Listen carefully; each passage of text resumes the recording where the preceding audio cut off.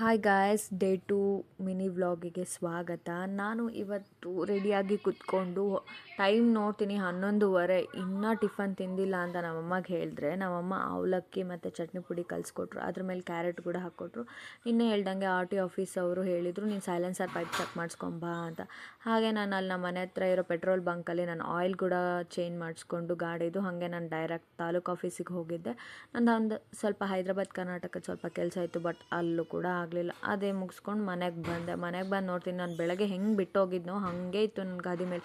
ಮಮ್ಮ ಒಂಚೂರು ಕ್ಲೀನ್ ಮಾಡಿದ್ದಿಲ್ಲ. ಆಮೇಲೆ ನಾನೇ ಕ್ಲೀನ್ ಮಾಡಿಕೊಂಡು ಸ್ವಲ್ಪ ಫ್ರೆಶ್ ಅಪ್ ಆಗಿ ನಂದು ಓದೋದಿತ್ತು, ಅದನ್ನು ಸ್ವಲ್ಪ ಪ್ರಾಕ್ಟೀಸ್ ಮಾಡಿಕೊಂಡು ಓದ್ಕೊಳ್ಳೋಣ ಅಂತ ಕೂತ್ಕೊಂಡಿದ್ದೆ. ಆಮೇಲೆ ನೈಟು ಸ್ಕಿನ್ ಕೇರ್ ಇಂಪಾರ್ಟೆಂಟ್ ತಾನೇ. ನಾವೆಷ್ಟು ಹೈಡ್ರೇಟಿಂಗ್ ಆಗಿರ್ತೀವೋ ನಮ್ಮ ಫೇಸ್ ಕೂಡ ಅಷ್ಟೇ ಹೈಡ್ರೇಟಿಂಗ್ ಆಗಿರಬೇಕು.